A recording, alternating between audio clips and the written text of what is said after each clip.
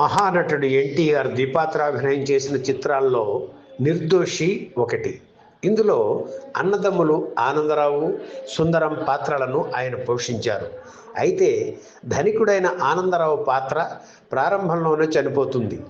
Jail నుంచి తప్పించుకుని వచ్చిన అతని తమ్ముడు సుందరం గత్యంతరం లేని పరిస్థితుల్లో తనే ఆనందరావుని అని చెప్పుకుని కొనసాగుతుంటాడు.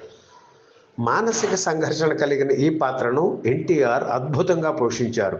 సావిత్రి, అంజలీదేవి హీరోయిన్లు, పద్మనాభం, గీతాంజలి హాస్య జంట. దాదా మిరాసి దర్శకత్వంలో ఎన్ రామబ్రహ్మం ఈ చిత్రాన్ని నిర్మించారు. ఘంటసాల మాస్టారు నిర్దోషి చిత్రానికి సంగీత దర్శకత్వం వహించారు.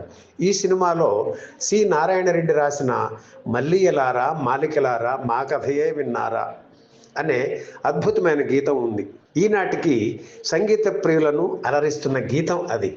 సాధారణంగా కవి పాట రాసిన తరువాతే ఘంటసాల స్వరపరిచేవారు.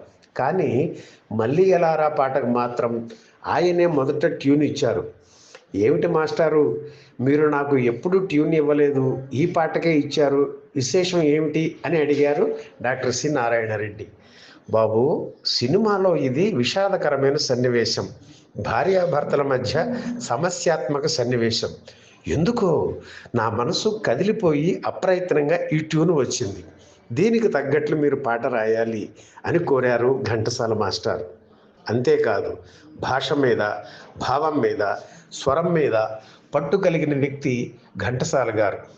దానితో డాక్టర్ సి నారాయణరెడ్డి రాసిన ఆ పాటను అక్కడక్కడ దీర్ఘాలు తీస్తూ అత్యద్భుతంగా పాడారు ఘంటసాల మాస్టారు. 1967 మార్చి 2న విడుదలైన నిర్దోషి చిత్రం ప్రేక్షకుల్ని ఎంతగానో ఆకట్టుకుంది. మల్లియలారా పాట మరింత హిట్ అయ్యింది.